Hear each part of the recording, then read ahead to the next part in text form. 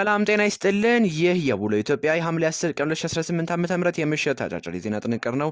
ከዜናው ጋር እኔ በረከት አብሳምሶን ነኝ። እስከ ዜናው ማብቂያ አብራችሁን ሁኑ። በመጀመሪያም አርዕስተ ዜናዎችን እናስቀድም።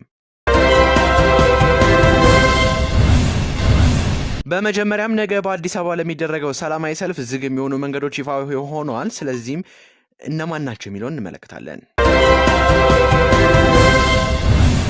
እንዲሁም የኢንዱስትሪ ፓርኮች ልማት ኮርፖሬሽን የሚል ዜና ጥንቅርም አለን። ከባህር ማዶ ዘገባዎቻችን ደግሞ በሚያንማር ከ500 በላይ የሚሆኑ የሮሃንያ ስደተኞች ህይወታቸው አልፏል። ስለነሱም የምንመለከት ይሆናል።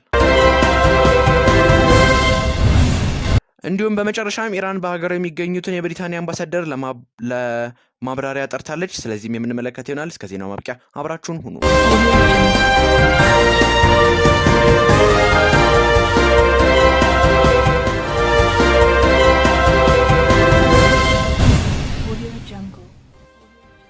በመጀመሪያም ተመልካቾቻችን ነገ በአዲስ አበባ ለሚደረገው ሰላማዊ ሰልፍ ዝግ የሚሆኑ መንገዶች ይፋ ሆነዋል። ሰልፉ ተጀምሮ እስከሚጠናቀቅ ወደ መስቀል አደባባይ የሚወስዱ መንገዶች ለተሽከርካሪ ዝግ እንደሚሆኑ የአዲስ አበባ ፖሊስ ዋና ጠቅላይ መምሪያ አስታውቋል። በትግራይ ክልል እየተባባሰ የመጣውን ቀውስ ለመቃወምና ለማስቆም እንዲሁም ለፌዴራል መንግስትና ዓለም አቀፍ ማህበረሰብ ለማሳወቅ አፈሳ ይቁም ሰላም ይስፈን በሚል መሪ ቃል ሐምሌ 11 ቀን 2018 ዓ.ም ከጠዋቱ 12 ሰዓት ጀምሮ በመስቀል አደባባይ ሰላማዊ ሰልፉ ይደረጋል። ሰልፉ ተጀምሮ እስከሚጠናቀቅበት ወደ መስቀል አደባባይ የሚወስዱ መንገዶች ለተሽከርካሪ ዝግ ይሆናሉ። በዚህ መሰረት ከመገናኛ በ22 አደባባይ ወደ መስቀል አደባባይ ቅዱስ ዑራኤል አደባባይ፣ በቦሌ መንገድ ወደ መስቀል አደባባይ ኦሎምፒያ አደባባይ፣ ከጎተራ ወደ መስቀል አደባባይ ለከባድ ተሽከርካሪ አጎና ሲኒማ መስቀለኛ፣ ለቀላል ተሽከርካሪ ጥላሁን አደባባይ፣ ከሜክሲኮ አደባባይ ወደ መስቀል ለጋር መብራት፣ ከለጋር ቴሌ ማቋረጫ ወደ ስቴዲየም ለጋር ቴሌ ማቋረጫ፣ ከ4 ኪሎ ወደ መስቀል አደባባይ ብሔራዊ ቤተ መንግስት፣ ከካሳንቺስ በመቅረዝ ሆስፒታል ወደ መስቀል አደባባይ መቅረዝ ሆስፒታል አጠገብ፣ ከአምባሳደር ቲያትር ወደ መስቀል አደባባይ ሀራምቤ መብራት የሚወስዱ መንገዶች ከንጋቱ 11 ሰዓት ጀምሮ ፕሮግራሙ እስኪጠናቀቅ መንገዶቹ ለተሽከርካሪ ዝግ ይሆናሉ። ከዛሬ ሐምሌ 10 2018 ዓ.ም ጀምሮ በመስቀል አደባባይና በዙሪያው ባሉ መንገዶች ከምሽቱ 12 ሰዓት ጀምሮ ተሽከርካሪ ለአጭር በሆነ ለረጅም ሰዓት ማቆም የተከለከለ መሆኑን የአዲስ አበባ ፖሊስ ጠቅላይ መምሪያ አስታውቋል። የኢንዱስትሪ ፓርኮች ልማት ኮርፖሬሽን በ2018 በጀት ዓመት $266.9 ሚሊዮን ከውጭ ንግድ ገቢ ማግኘቱን አስታውቋል።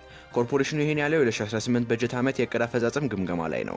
ገቢው የተገኘው ኮርፖሬሽኑ ከሚያስተዳድራቸው ልዩ ኢኮኖሚ ዞኖችና የኢንዱስትሪ ፓርኮች ተመርተው ወደ ውጭ ሀገር ከተላኩ ምርቶች ነው ተብሏል።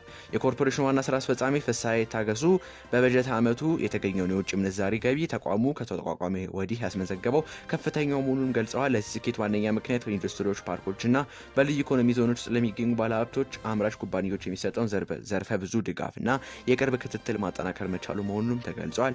መረጃው ከኢንዱስትሪ ፓርኮች ልማት ኮርፖሬሽን የተገኘ ነው። በሚያንማር ከ500 በላይ የሚሆኑ የሮሂንግያ ስደተኞች ህይወታቸው አለፈ። አደጋ የተከሰተው በቤንጋል አቅጣጫ ስደተኞቹን የጫኑ 2 ጀልባዎች በመገልበጣቸው መሆኑን ተገልጿል።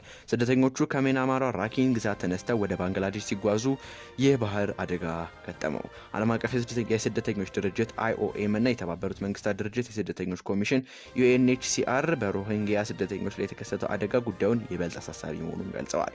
IOM የ1.2 ሚሊዮን የሮሂንግያ ህብረተሰብ በሀገሪቱ እየተደረገ የሚገኘውን እርስ በርስ ጦርነት በመፍራት መሰደዳቸውንም አመላክቷል። ዘገባው የCNN ኒውስ ነው።